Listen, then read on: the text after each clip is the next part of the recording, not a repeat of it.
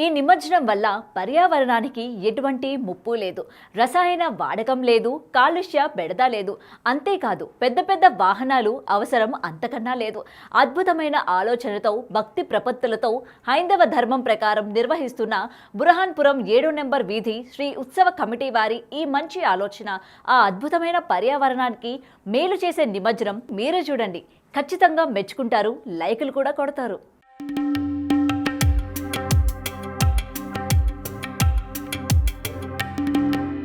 9 రోజుల పాటు పూజలందుకున్న గణనాథునికి వీడ్కోలు పలికి నిమజ్జనం జరిపే వేలైంది. ఇంకేముంది, మన వినాయకుడికి తగ్గట్టుగా ఓ భారీ వాహనాన్ని ఏర్పాటు చేసి బాగా అలంకరించి ధూమ్ధామ్గా ఊరేగింపుగా తీసుకెళ్లి దగ్గరలోని చెరువులోనూ కాలువలోనూ నిమజ్జనం జరుపుతాం. ఇందుకు గాను పెద్ద పెద్ద క్రేన్లు, పెద్ద పెద్ద వాహనాలు వాడుతుంటాం. అంతేకాదు నిమజ్జనానికి చేసే చెరువు కాలువ దూరంగా ఉంటే మగవారి యువకులు మాత్రమే చివరిదాకా వెళతారు. అలా ఉత్సాహంగా నిమజ్జనానికి వెళ్లిన యువత ఇంటికి వచ్చేదాకా ఇంట్లోని వారికి ఒకటి టెన్షన్. కానీ అందుకు విభిన్నంగా ఆలోచించారు ఖమ్మం పట్టణంలోని బురహాన్పురం 7 నెంబర్ వీధి శ్రీ ఉత్సవ కమిటీ వారు. 9 రోజులు ఘనంగా పూజలందుకునే గణపయ్యను మట్టితోనే చేశారు. అలంకరణకు ఎటువంటి రసాయనాలు లేకుండా జాగ్రత్త పడ్డారు. ఈ రోజు మధ్యాహ్నం గంగమ్మ ఒడిలోకి చేర్చేలా వినూత్న ఏర్పాట్లు చేశారు.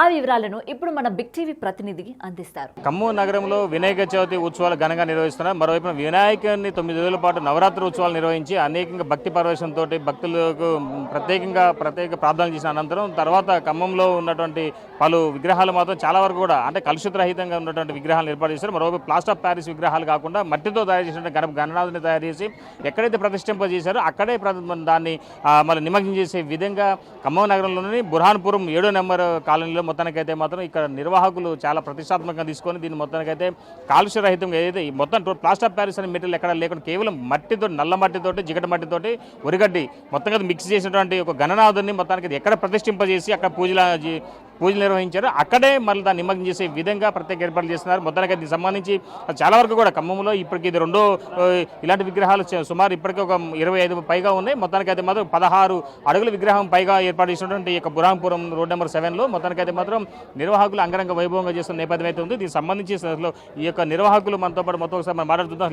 దీన్ని ఎప్పటి నుంచి పెడుతున్నారు, ఎలాంటి ఆలోచన చేస్తున్నారు, అంటే విభిన్నంగా అంటే మిగతా విగ్రహాలకు విభిన్నంగా మొత్తానికైతే మాత్రం వీటిని మంచి ఆలోచనతోటి ఒక వీటిని నిమజ్జనం చేసే విధంగా అంటే చాలా వరకు కూడా ఖమ్మం ఉమ్మడి జిల్లా వ్యాప్తం కావచ్చు ఎక్కడైనా సరే విగ్రహాన్ని ఏర్పాటు చేసిన తర్వాత దాన్ని పూజల అనంతరం 9 రోజుల తర్వాత మొత్తానికైతే మాత్రం దాన్ని మరలా నిమజ్జనం చేసేందుకు మున్నేరుకు కావచ్చు, లేదా పెద్ద పెద్ద కాలువలు కావచ్చు, లేదా ఇతర ప్రాంతాలు తరలి వెళ్ళే విధంగా ఉండేది. కానీ ఇప్పుడు మాత్రం ఇప్పుడు అలాంటిది ఏం లేకుండానే కేవలం ఎక్కడైతే నిమజ్జనం చేస్తున్నారో ఎక్కడైతే విగ్రహాన్ని ఏర్పాటు చేస్తారో అక్కడే నిమజ్జనం చేసే విధంగా ప్రత్యేకంగా మహిళలు కావచ్చు, ఇంట్లో వాళ్ళందరూ కూడా ప్రత్యేక బిందెలు తీసుకొచ్చి ప్రత్యేకంగా వాటికి అభిషేకం అనంతరం మొత్తానికి అయితే పూజ అనంతరం లాస్ట్కి విగ్రహం ఏర్పాటు చేసే విధంగా ఏర్పాటు చేస్తారని చెప్పుకోవచ్చు. దీనికి సంబంధించి నిర్వాహకులు మనతో పాటు ఉన్నారు. మనం ఒకసారి మాట్లాడి చూద్దాం. ఒకసారి ఈరోజు ఇంత వైభవంగా జరుపుకుంటున్న ఈ కార్యక్రమానికి మన బిగ్ టీవీ వారికి ముఖ్యంగా ధన్యవాదాలు.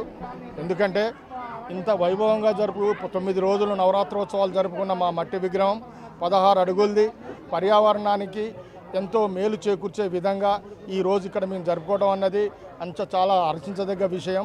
ఈరోజు మన దేశ ప్రజలకైతేంది, మన ప్రజలకైతేంది ఎంతో రకాలుగా వాతావరణ కాలుష్యాలు అనేది మనం చూస్తూ ఉన్నాం.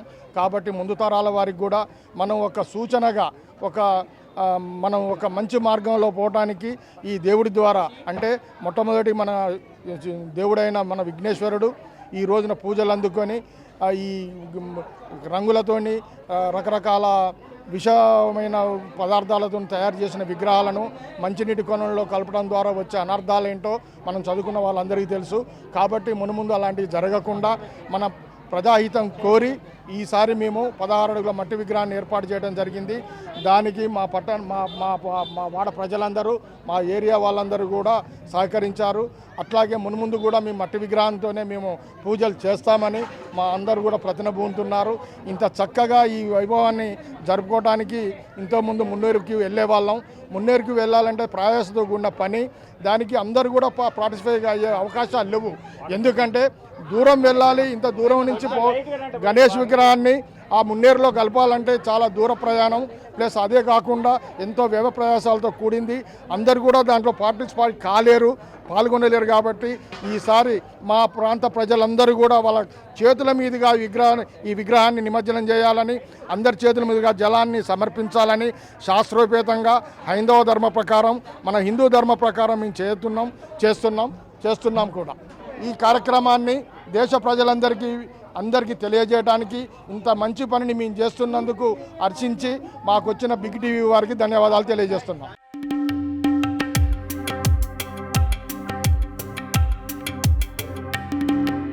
ప్రకృతిని కాపాడడం కోసం, పర్యావరణాన్ని ఇబ్బంది లేకుండా, ప్లాస్టిక్ మీద లేకుండా, ఈ ట్రాఫిక్ ప్రాబ్లం లేకుండా, ఈ నదుల్ని కలుషితం కాకుండా మన ఇక్కడ మహిళలు కూడా చక్కగా మన దగ్గరే ఇక్కడ చేసుకునేట్టుగా అందరూ నిండుగా ఉండేట్టుగా ఈ మనం అంతకుముందు ట్రాక్టర్లు అమ్మటి వీళ్ళ వరకు పోయేటోళ్ళు, ఈసారి అట్లా కాకుండా మహిళలందరూ కూడా ఇక్కడే, అందరూ మహిళలు జెంట్స్ అందరూ కలిసి ఇక్కడ చేసుకునేట్టుగా, పర్యావరణాన్ని కాపాడుకుంటూ మన కళ్ళెదురుగానే చేసుకునేట్టుగా ఈ మట్టిని కూడా చక్కగా మనం ప్రతి కుండీలలో పెట్టేసి దాంట్లో విత్తనాలు పెట్టి అందరికీ ఇంటింటికి ఇచ్చే పంపిణీ కార్యక్రమం కూడా ఉంది. ఇక్కడ వేస్ట్ కాకుండా ప్రతిదీ కూడా మనం ఉపయోగపడే ప్లాన్ చేసుకున్నాం. ఇక్కడ ఏది కూడా మన ప్లాస్టిక్ మ్యాక్సిమం వాడకుండా మేము కంట్రోల్ పడుతున్నాం.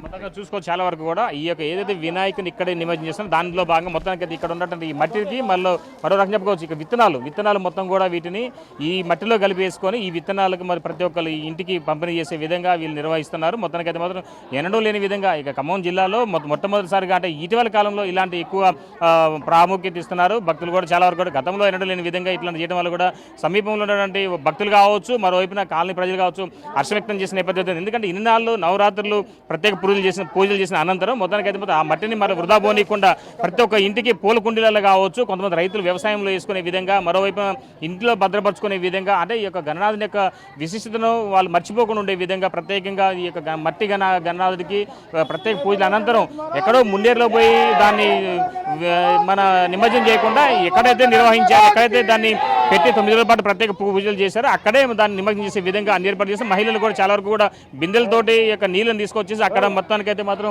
ఏర్పాటు చేసుకున్న నేపథ్యం అయితే ఉంది. మరోవైపు చూసుకోవచ్చు, చాలా వరకు కూడా ప్రాంతాల్లో మహిళలు కావచ్చు, అదేవిధంగా చాలా వరకు యువత మొత్తం కూడా ఈ యొక్క నిమజ్జన కార్యక్రమానికి మాత్రం చాలా కేరింతలు కొడుతూ చిన్నపాటి హోలీ పండుగ లెక్క సంబరాలు చేసుకున్న నేపథ్యం అయితే ఉంది. చాలా వరకు కూడా రంగులు చల్లుకుంటూ తమకున్నటువంటి స్వామి భక్తిని అదేవిధంగా యొక్క సంతోషాన్ని వ్యక్తం చేసుకుంటూ ఒకళ్ళొకరు ఆప్యాయంగా వాళ్ళు ఈ యొక్క నీటిని చల్లుకుంటూ సంతోషం వ్యక్తం చేసిన నేపథ్యం చిన్నల కాంచి మొదలుకొని పెద్దల వరకు కూడా ఇదే నేపథ్యం అయితే ఉన్నది. మొత్తానికి అయితే మహిళలు చాలా వరకు కూడా ఈ యొక్క ప్రాంగణానికి చేరుకొని ముఖ్యంగా ఈ ఉన్నటువంటి భక్తిని చాటుకుంటున్న నేపథ్యంతో అమ్మ ఎలా అనిపిస్తుంది మీకు దీనికి సంబంధించి? ఇప్పటివరకు ప్రత్యేకంగా ఈ మట్టి వినాయక ఏర్పాటు చేశారు కదా, ఎలా అనిపిస్తుంది?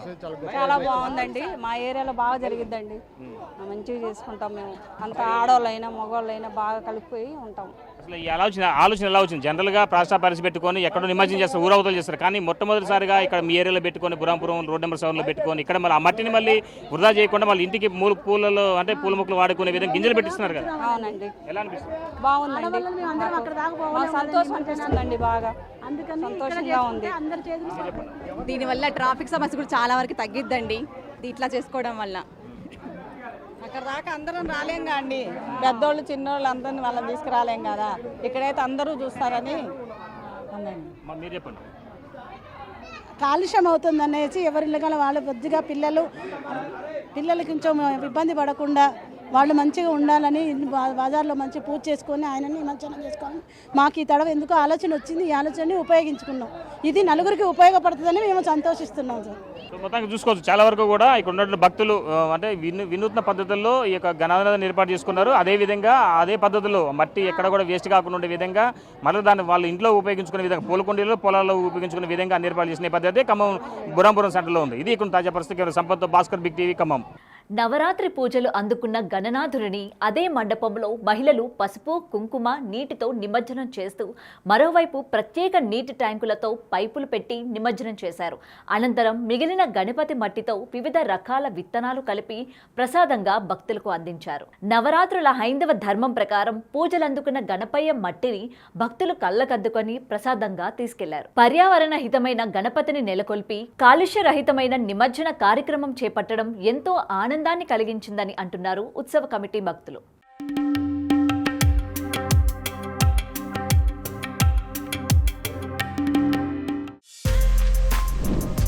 For more videos like this, subscribe Big TV channel.